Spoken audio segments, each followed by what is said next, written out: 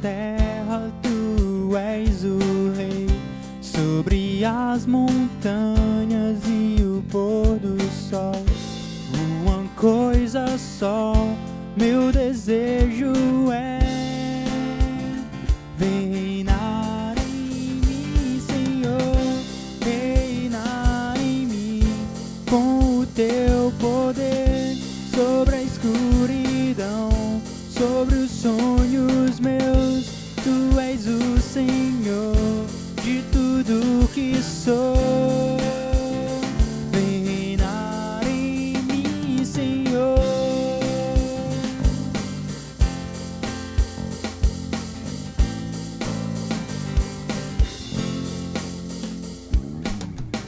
Sobre o meu pensar, tudo que eu falar faz-me refletir na beleza que há em ti. Tu és para mim mais que tudo aqui. Reina em mim, Senhor, reina em mim, com o teu poder sobre a escuridão, sobre os sonhos meus. Tu és o Senhor de tudo que sou. Reinar em mim, Senhor.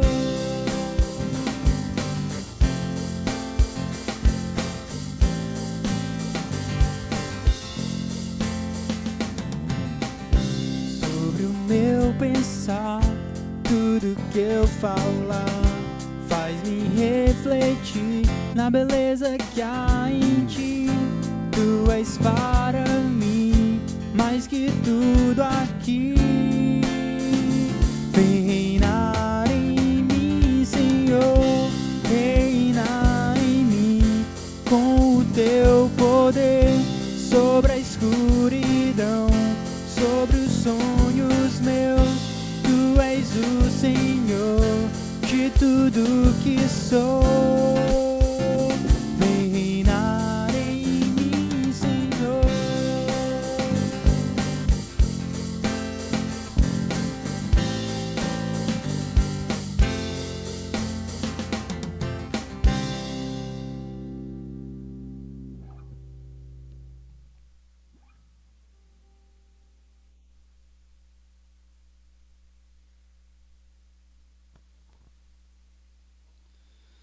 Amém. Meus irmãos, boa noite a todos. Graça e paz da parte de nosso Deus e de nosso Senhor e Salvador Jesus Cristo. Estamos mais uma vez tendo esse privilégio de louvar, bendizer e adorar o nome do Senhor, nosso Deus, no Espírito Santo. Vamos ler nesse momento um texto bíblico e está em João, no Evangelho, segundo escreveu o apóstolo São João, no capítulo 8, vamos ler a partir do verso 31, no Evangelho, segundo escreveu São João, capítulo 8, a partir do verso 31, diz assim o texto: Disse, pois, Jesus aos judeus que haviam crido nele: Se vós permanecerdes na minha palavra, sois verdadeiramente meus discípulos, e conhecereis a verdade, e a verdade vos libertará. Responderam-lhe: Somos descendência de Abraão, e jamais fomos escravos de alguém. Como dizes tu, sereis livres? Replicou-lhes Jesus: em verdade vos digo, todo o que comete pecado é escravo do pecado. O escravo não fica sempre na casa, o filho sim, para sempre. Se, pois, o Filho vos libertar, verdadeiramente sereis livres. Até aqui ao verso 36.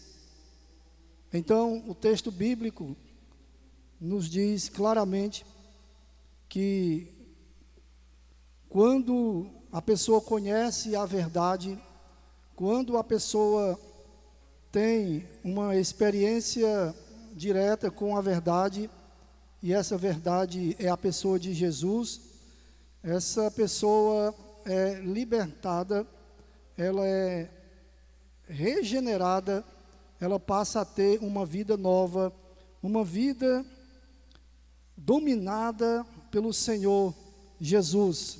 Essa pessoa sai de sob o domínio do pecado, ela sai do império, do governo do pecado, da vida mundana, e ela se torna uma pessoa verdadeiramente livre, verdadeiramente libertada para a glória de Deus. É o que diz o texto bíblico.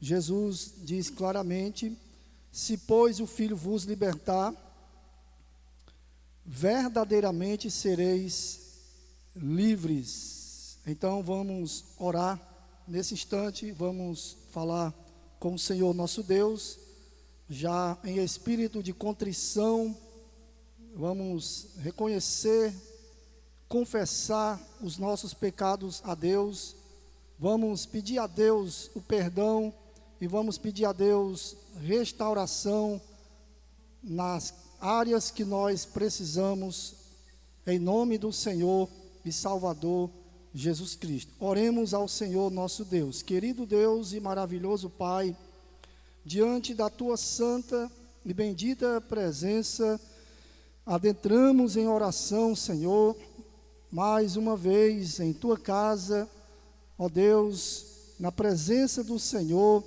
e também, ó Deus, juntamente com os nossos irmãos e irmãs, com as famílias que estão reunidas em seus lares, com todos aqueles que vão ter contato com essa transmissão, com esse culto transmitido. Deus, em nome de Jesus Cristo, nós oramos gratos a Ti, Senhor, por mais um dia de vida e por mais um momento como esse, em Tua presença, louvando, bendizendo o Teu santo nome. Deus, louvamos a Ti pela porção lida da Tua palavra. Senhor, louvamos a Ti pela libertação do poder do pecado, pela salvação que o Senhor já realizaste em nós. Louvamos a Ti, Senhor, porque em Cristo nós somos libertados do poder do pecado, da tirania, da fúria do pecado, e vivemos, ó Deus, para a glória e o louvor do Teu santo nome. Deus, porém nós continuamos na condição de pecadores e pecamos diariamente. Pecamos por pensamentos, por palavras, por atitudes, por omissões. Pecamos, ó Deus, contra o Senhor, contra o nosso próximo. E queremos nesse instante, Pai amado, arrependidos e contritos, pedir que o Senhor nos perdoe, nos purifique e nos dê mais força e habilidade, Deus, para continuarmos vencendo nessa luta contra o pecado. Ó Deus amado, mesmo nós continuando como pecadores, nós, ó Deus, nós temos a certeza de que o Senhor está conosco, o Senhor tem sido bondoso para conosco, ó Deus. A grande diferença é que aqueles que já foram redimidos, que já foram lavados no sangue de Jesus Cristo, não vivem mais na prática habitual do pecado, se prazerando, se alegrando, não vivem mais como escravos do pecado, porque agora estão debaixo da graça de Jesus Cristo, estão debaixo da graça e vivem por isso, oferecendo os seus corpos como instrumentos de Deus, para a glória de Deus. Pai amado, abençoa todo o Teu povo, toda a Tua igreja, conforta e consola, alegra a cada um, fortalece a cada um, Senhor, edifica a cada um como povo do Senhor. Nós assim oramos e Te bendizemos em nome do Senhor e Salvador Jesus Cristo. Amém.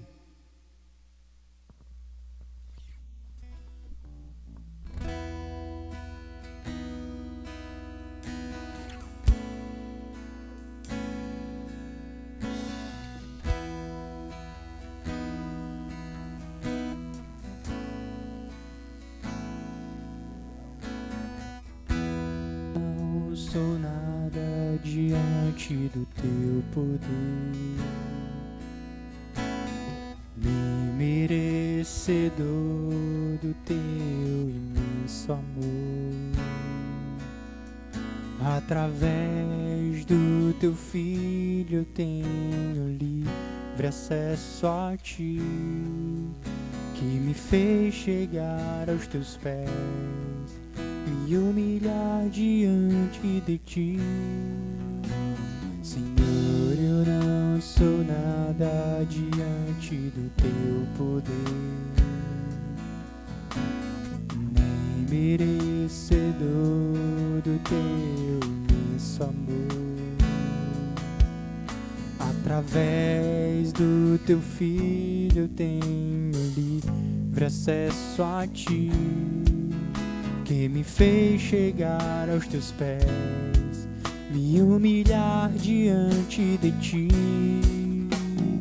Deixa teu rio passar em minha vida, vem curar minhas feridas, sarar as minhas dores. Livra-me, ó Deus, de pecar.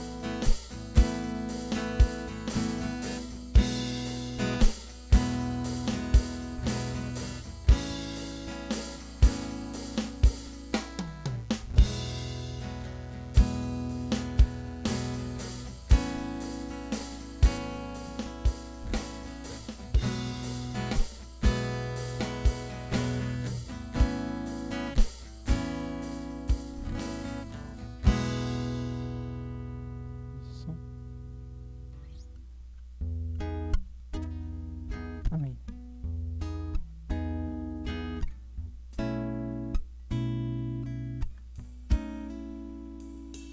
Eu preciso aprender um pouco aqui, eu preciso aprender um pouco ali, eu preciso aprender mais de Deus, porque Ele é quem cuida de mim. Se uma porta se fecha aqui, outras portas se abrem. Eu preciso aprender mais de Deus, porque Ele é quem cuida de mim. Deus cuida de mim. Deus cuida de mim. Na sombra das suas asas, Deus cuida de mim. Eu amo a sua casa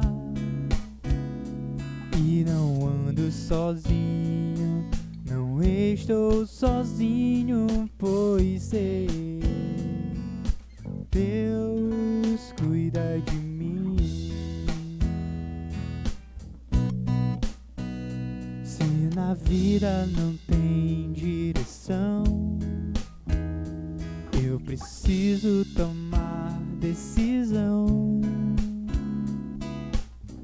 Eu sei que existe alguém que me ama, Ele quer me dar a mão.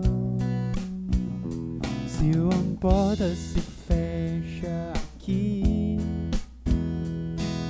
outras portas se abrem ali. Eu preciso aprender mais de Deus, porque Ele é quem cuida de mim. Deus cuida de mim. Deus cuida de mim. Na sombra das suas asas, Deus cuida de mim. Eu amo a sua casa e não ando sozinho, não estou sozinho, pois sei, Deus cuida de mim. Deus cuida de mim. Na sombra das suas asas, Deus cuida de mim. Eu amo a sua casa e não ando sozinho, não estou sozinho, pois sei, Deus cuida de mim.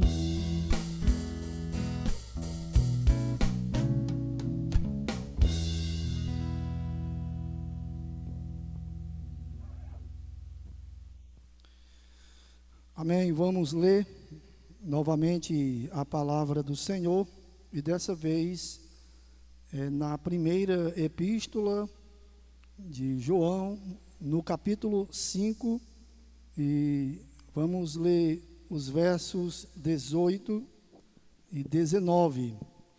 Primeira epístola do apóstolo São João, capítulo 5, os versos 18 e 19, diz assim o texto bíblico: sabemos que todo aquele que é nascido de Deus não vive em pecado.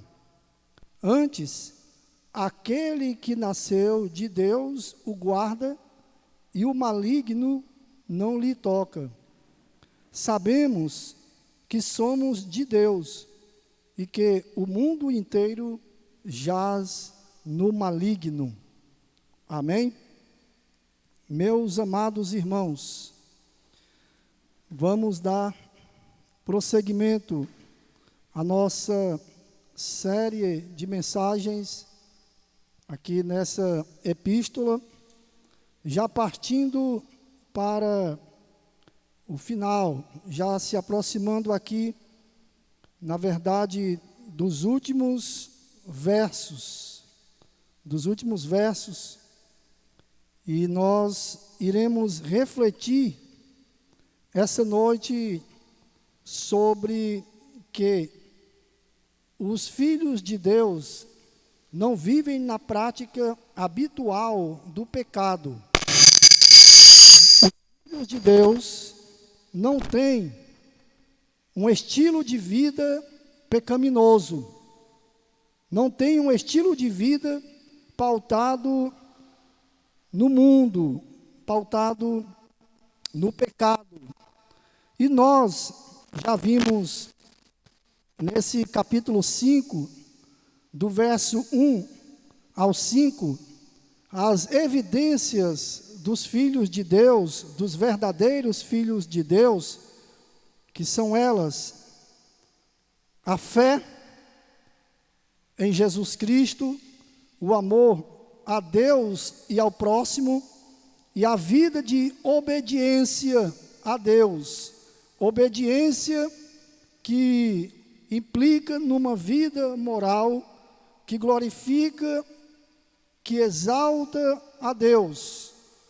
E do verso 6 ao 10, vimos que o apóstolo João traz as provas incontestáveis da divindade de Cristo, as provas incontestáveis da messianidade de Jesus.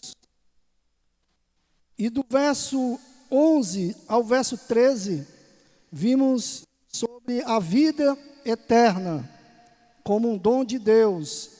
João, pelo Espírito Santo de Deus, ele nos leva a entender, nos leva a compreender que a vida eterna é um dom de Deus.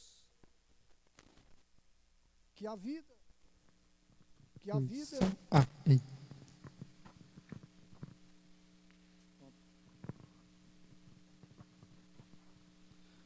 pronto. João nos leva a compreender que a vida eterna é um dom de Deus, que está em Cristo Jesus somente, e que é obtida pela fé em Cristo Jesus somente. E ele também diz que a palavra de Deus é fonte de segurança da vida eterna.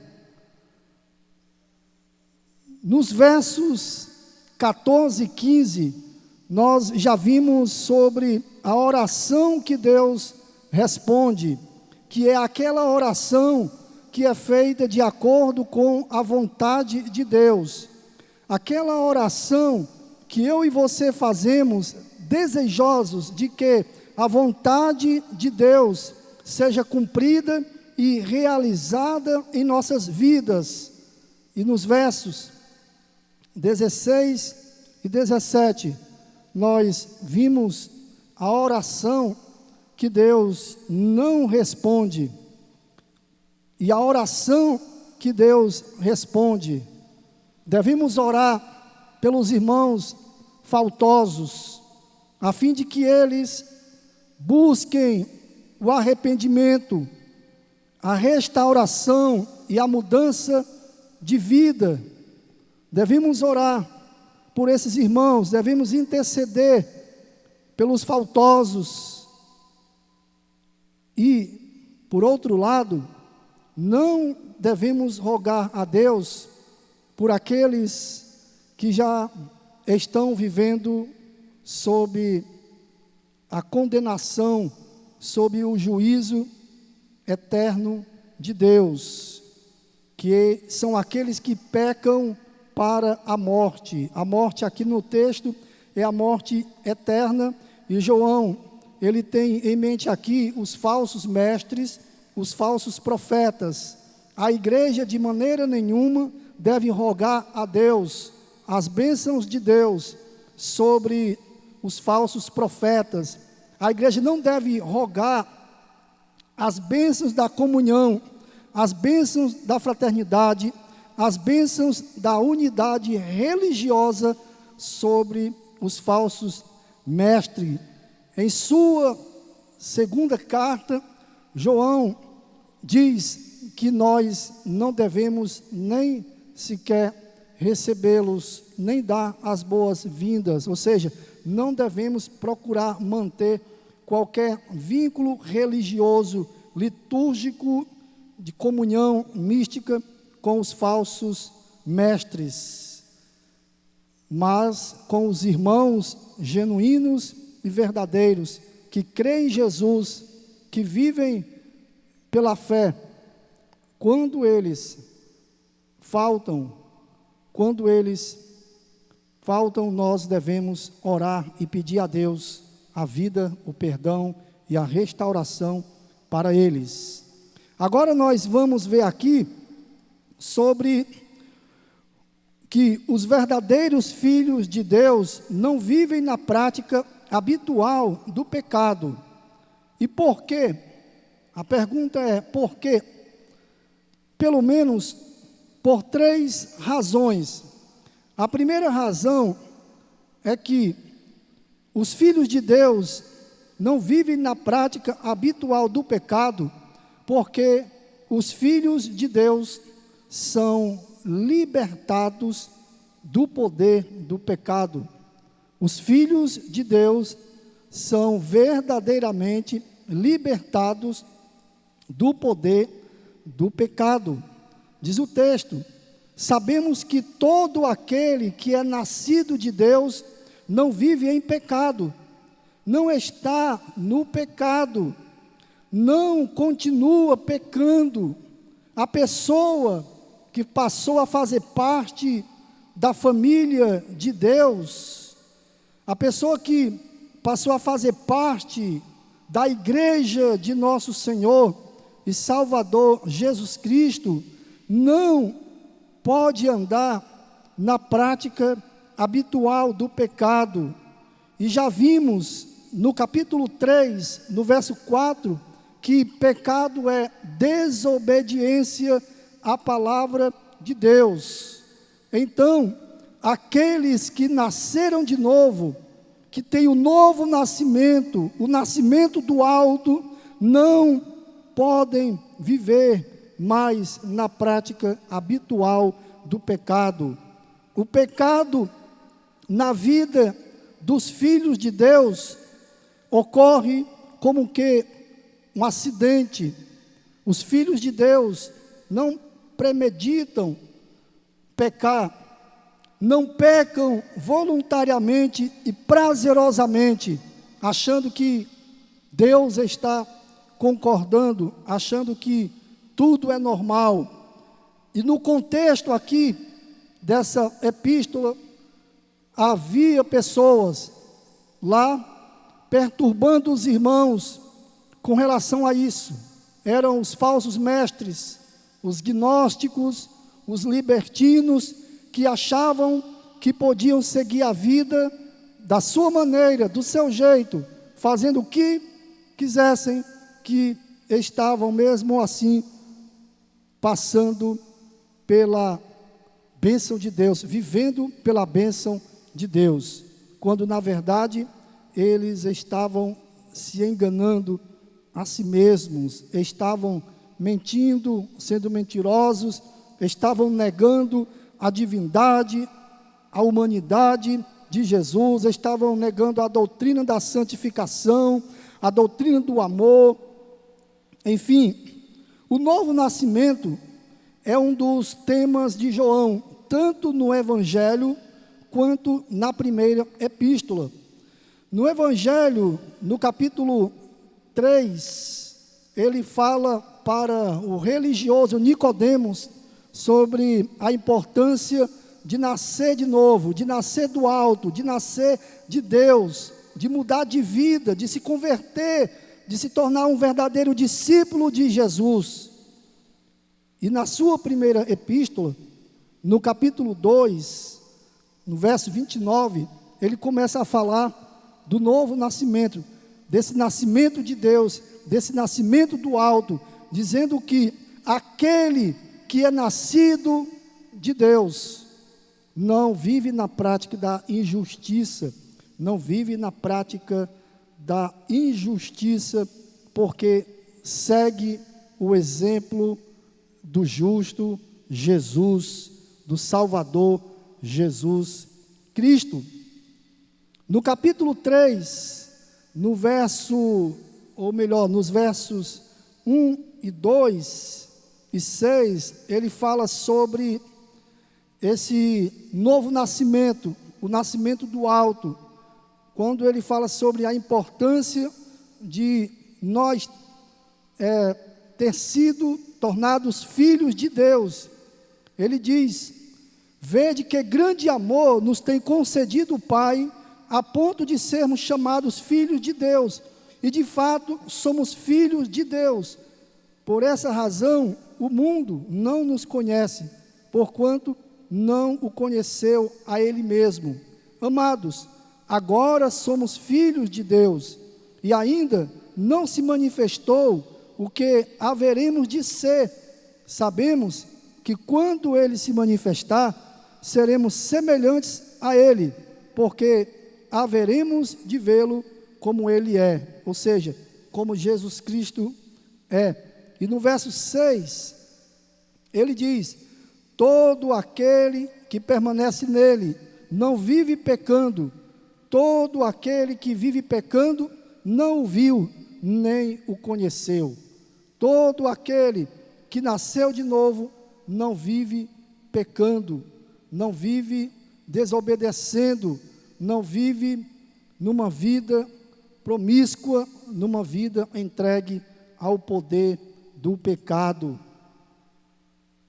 No capítulo 4, no verso 7, ele fala também sobre esse nascimento do alto, quando diz: amados, amemo-nos uns aos outros, porque o amor procede de Deus, e todo aquele que ama é nascido de Deus, e conhece a Deus. E no capítulo 5, no verso 1, todo aquele que crê que Jesus é o Cristo é nascido de Deus. É nascido de Deus. E ele também fala no capítulo 3, no verso 9, que todo aquele que é nascido de Deus não vive na prática do pecado, na prática da desobediência. Por quê? Porque aquele que nasceu de Deus tem em si a semente do Evangelho, tem em si a palavra de Deus. Ora, esse não pode viver pecando, porque é nascido de Deus. O que é o novo nascimento? O novo nascimento, ou a regeneração, é a conversão do pecador a Jesus Cristo. É uma obra de Deus, tendo como agente o Espírito Santo, que opera no coração do pecador, através da palavra de Deus, convertendo o pecador das trevas para a luz, trazendo o pecador desse mundo de pecado, desse mundo de desobediência, para o mundo de santidade, para o mundo governado pelo Senhor e Salvador Jesus Cristo.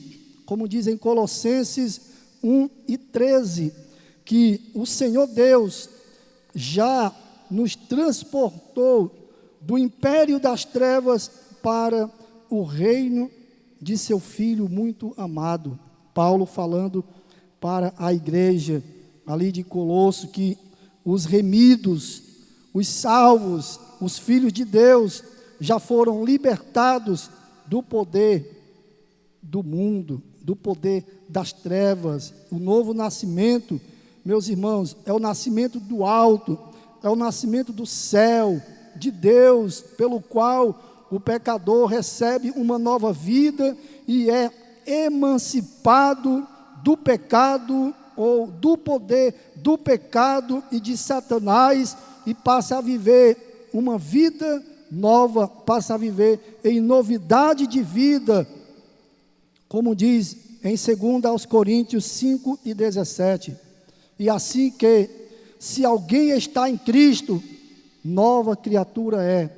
As coisas antigas, as coisas velhas, pelas quais viviam nesse mundo de desobediência, já passaram, e eis que tudo se fez novo. É um novo coração, é uma nova vida, é uma nova mente, uma nova maneira de pensar. A pessoa tem uma cosmovisão nova, uma cosmovisão correta acerca de Deus e acerca das coisas de Deus. O novo nascimento dá ao pecador a natureza de Deus, que resulta em um novo comportamento em relação ao pecado.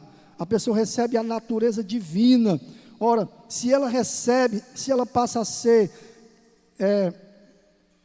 depósito da natureza divina, se ela passa a ter a natureza divina, ela não pode mais viver se prazerando, se alegrando, se conformando com a vida de pecado, de desobediência à palavra de Deus. Mas ela passa a viver uma vida de santidade, de santificação, uma vida que reflete o amor, a misericórdia e a graça de Deus, uma vida que glorifica a Deus. Um estilo de vida pecaminoso, meus irmãos, somente confirma que a pessoa que se diz crente não está vivendo para a glória de Deus.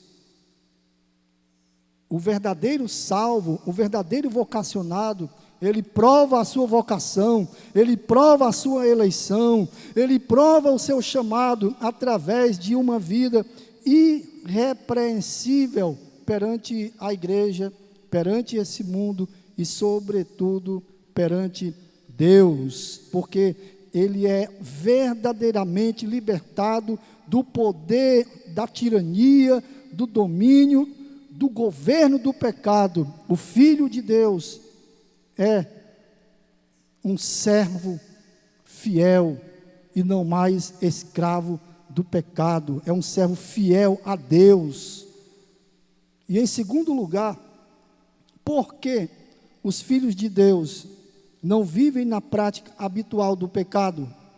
Porque os filhos de Deus são guardados do maligno, são guardados do maligno pela pessoa de Jesus, pela pessoa do Salvador, do Filho de Deus, conforme diz aí, no verso 19, na continuidade do verso 19, antes, aquele que nasceu de Deus o guarda, e o maligno não lhe toca, e o maligno não lhe toca.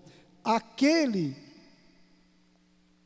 aqui, que João se refere, é Jesus Cristo, aquele que é nascido de Deus, o guarda o cristão, o servo fiel, e o maligno não lhe toca. Aquele que nasceu de Deus, é diferente daquele que é nascido de Deus aqui nesse texto. Aquele que nasceu de Deus é Cristo Jesus, que foi gerado, e não o crente. O crente é o que é nascido aqui, de acordo com o texto. Então, existe essa diferença. Aquele que nasceu de Deus, que é Jesus Cristo, guarda o crente, protege o crente com segurança, com total segurança. O maligno, que é o diabo, não pode tocar no crente. O diabo não pode atingir o crente. O diabo não pode pôr as mãos no crente.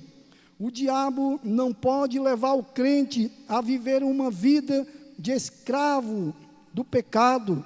O diabo não pode mais dominar e manipular o crente. Como diz em João 8:34, aquele que comete pecado é escravo. Uma vez libertado, é verdadeiramente libertado pelo Senhor Jesus Cristo. O domínio agora é o domínio de Jesus. Por que o diabo não pode fazer isso com o cristão? Porque Jesus Cristo o protege com total segurança. Amém? Jesus Cristo o protege com total segurança. Jesus é esse protetor, é esse escudo de cada um de nós. João, ele deixa bem claro, quando está escrevendo o seu evangelho, não vou ler aqui os versos, vou apenas citar as referências. João 6, do verso 37 ao 40, e João 10, do verso 27 ao 29, nesses textos nós encontramos a garantia absoluta da salvação, da vida eterna. Aquele que vem a Jesus, aquele que é pelo Pai enviado a Jesus, de maneira nenhuma Jesus o lança fora, porque aquilo que o Pai deu para Jesus, que são os crentes fiéis, é mais importante do que tudo. E o Pai não deu a permissão para Jesus lançá-los fora.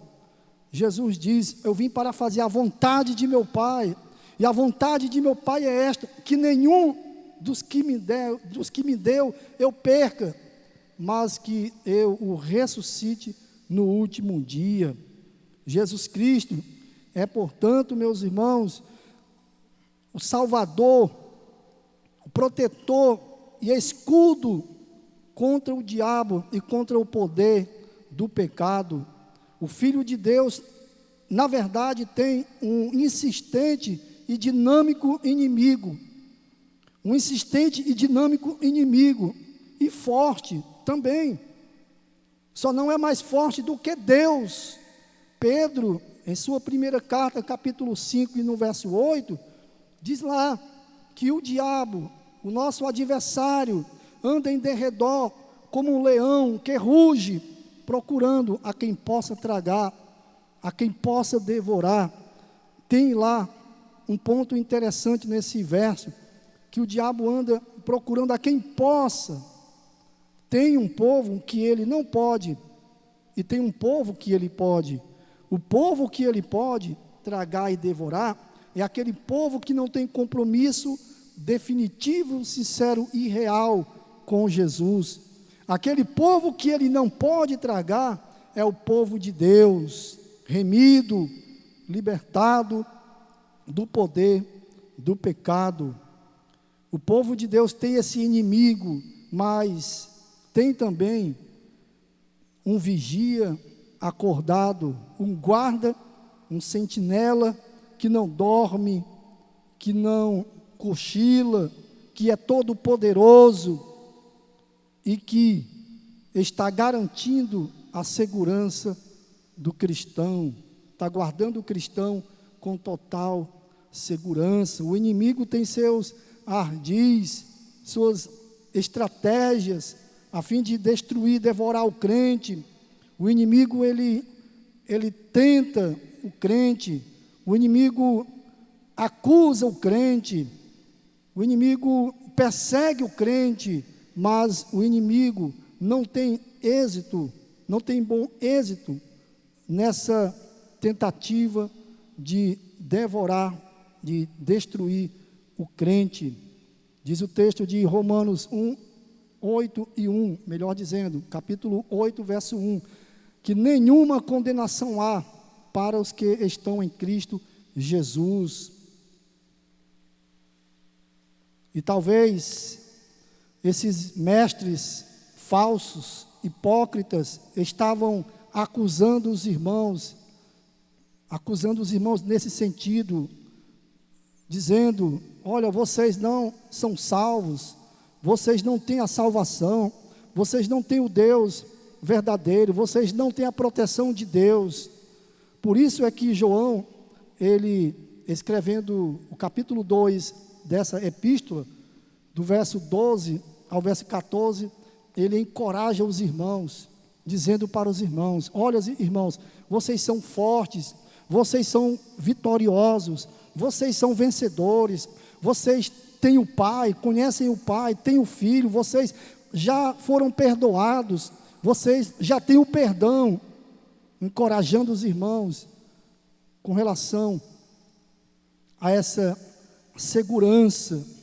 O inimigo, ele tentou o Senhor até o último dia da sua vida, e quanto mais vai nos tentar também até o último dia das nossas vidas, para tentar nos tirar da presença de Deus, para tentar nos desviar da presença do Senhor, nosso Deus. Só que isso nunca vai ser possível, porque aquele que nos guarda, como diz João no capítulo 4, é maior do que aquele que está no mundo. Aquele que está em nós, Deus, Cristo, o Espírito Santo, é maior do que aquele que está no mundo. Portanto, o cristão está salvo e vai perseverar até o fim em santificação, em santidade, em pureza e em amor diante de Deus, diante da igreja e diante desse mundo. Em terceiro e último lugar,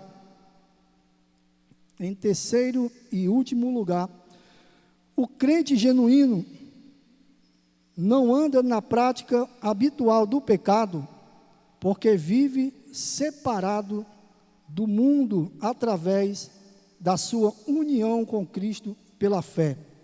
Então, através da sua união mística com Cristo, através da fé, o crente está separado desse mundo perverso e mau, do qual o Senhor Jesus nos desarraigou, nos tirou, como diz Paulo aos Gálatas, no capítulo 1 e no verso 4, que ele se deu voluntariamente, se entregou voluntariamente à morte e morte de cruz, para nos desarraigar desse presente século mau, desse mundo perverso.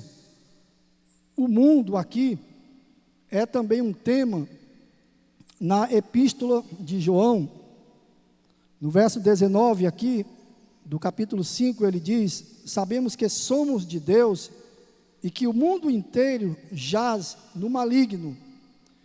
Ele trabalha também sobre o mundo, no capítulo 2, do verso 15 ao 17, declarando que aqueles que amam o mundo não têm o amor do Pai, não amam o Pai, não vivem na presença do Pai.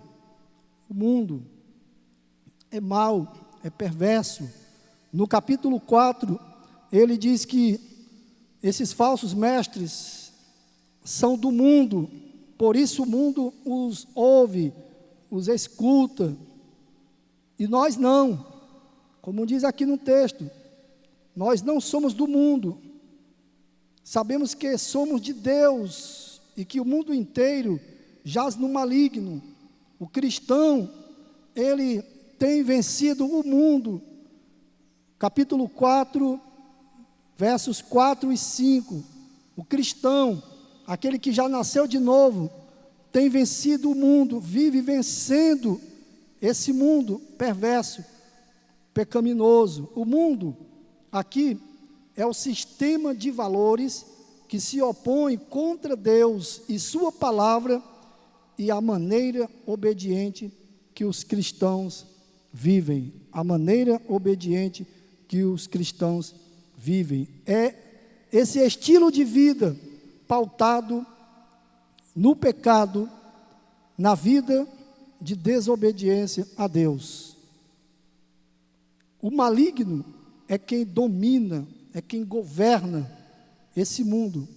Jesus, em João, no Evangelho de João, no capítulo 14 e no verso 30, ele fala sobre o príncipe deste mundo, o príncipe, aquele que domina, governa.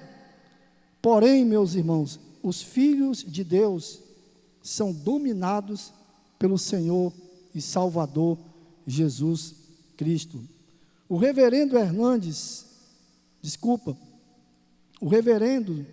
Augusto Nicodemos, comentando esse texto, ele diz o seguinte, que a ideia transmitida pelo verbo jaz, o texto diz que o mundo inteiro jaz no maligno, a ideia transmitida é de passividade tranquila.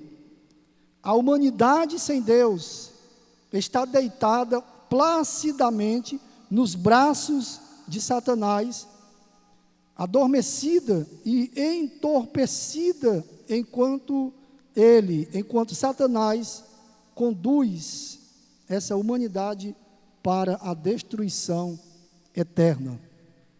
Então, a humanidade sem Deus se encontra nesse estado, no estado de depravação total, de desobediência completa, vivendo segundo o curso deste mundo, segundo a potestade do ar, do espírito que atua nos filhos da desobediência, e estão, portanto, destinados a sofrerem a ira de Deus.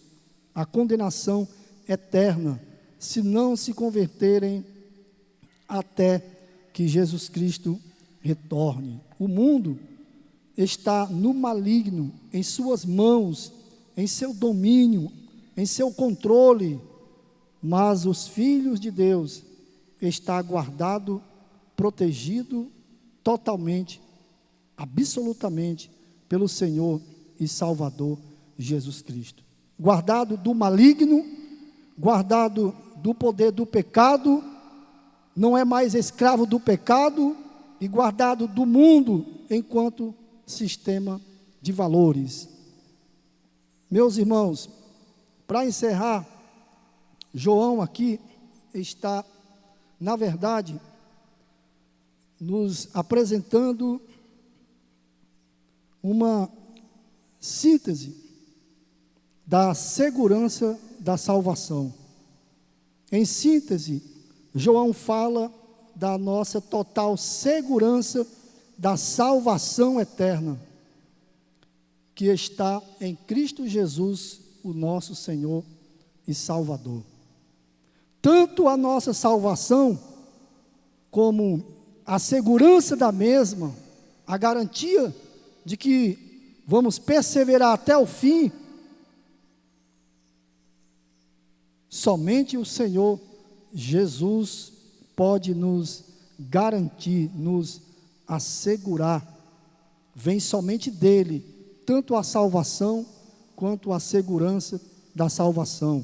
E sobre essa salvação aqui em João, na epístola, já vimos nos versos 11, 12 e 13. E agora ele fala dessa segurança.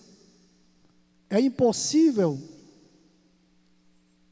o cristão perder a salvação. Nenhum cristão, nenhum filho de Deus pode perder a salvação da sua alma. Por quê? Porque está guardado, está protegido pelo Senhor Jesus. Vai perseverar até o fim. Vai viver em perseverança até o fim da sua vida. Em Colossenses, no capítulo 3, gostaria de compartilhar com vocês, para a gente partir para o encerramento. Capítulo 3, vamos ler a partir do verso 1 ao verso 4, diz assim o texto: portanto, se fostes ressuscitados juntamente com Cristo, buscai as coisas lá do alto, onde Cristo vive assentado à direita de Deus. Pensai nas coisas lá do alto, não nas que são aqui da terra, porque morrestes, e a vossa vida está oculta juntamente com Cristo em Deus. É no verso 3 e no verso 4, a nossa ênfase aqui. Porque morrestes, e a vossa vida está oculta juntamente com Cristo em Deus. Ele está falando aqui desse novo nascimento. Os cristãos são mortos, são pessoas mortas para o mundo, já morreram para o mundo. E a vossa vida está oculta, guardada, escondida, juntamente com Cristo em Deus. Quando Cristo, que é a nossa vida, se manifestar, então vós também sereis manifestados com Ele em glória. Vós também sereis manifestados com Ele em glória.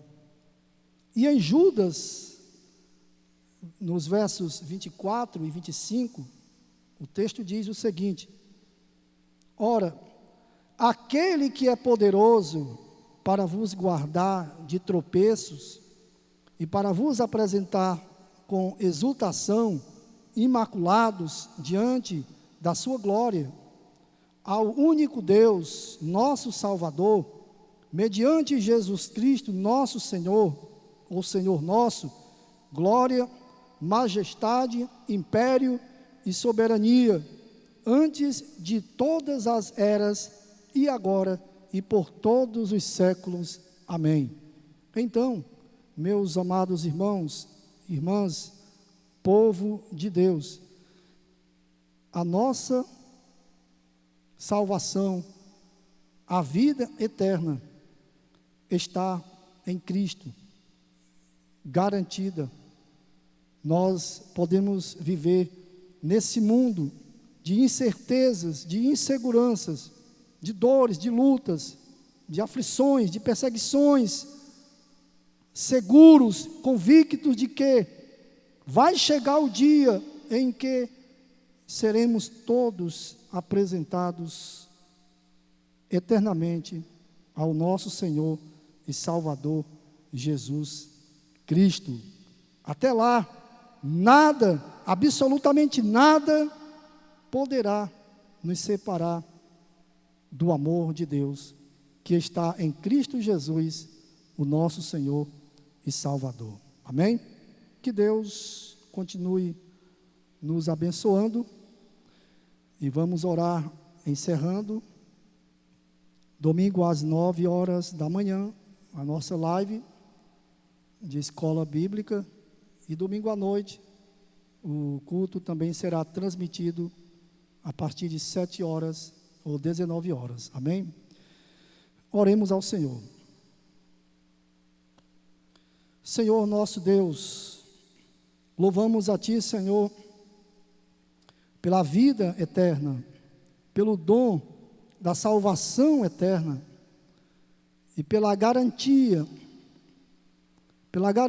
Deus, que o Senhor nos dá de que nesse mundo de incertezas, de inseguranças, de dúvidas, de provações, de tentações, nós temos perseverado e vamos continuar perseverando, porque o Senhor Jesus, o Salvador das nossas vidas, tem nos guardado, tem nos protegido, e o maligno não pode tocar, não pode atingir nenhum de nós, não pode nos devorar.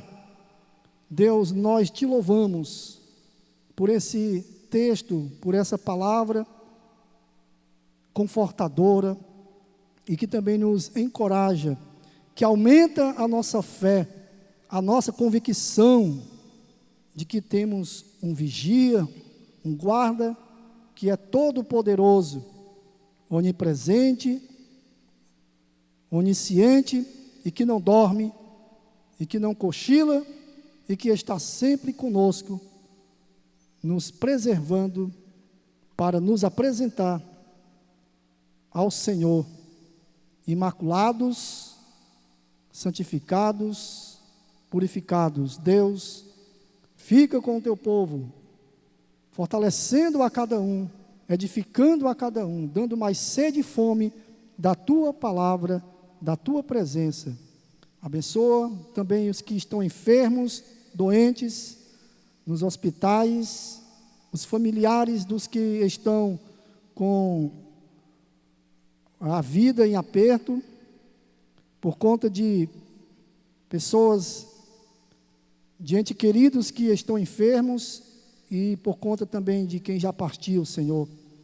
Deus amado, fortalece os ânimos do Teu povo, e que a graça de nosso Senhor e Salvador Jesus Cristo, o amor de Deus, a comunhão e as consolações do Espírito Santo de Deus repouse sobre todo o povo de Deus, hoje e sempre. Amém.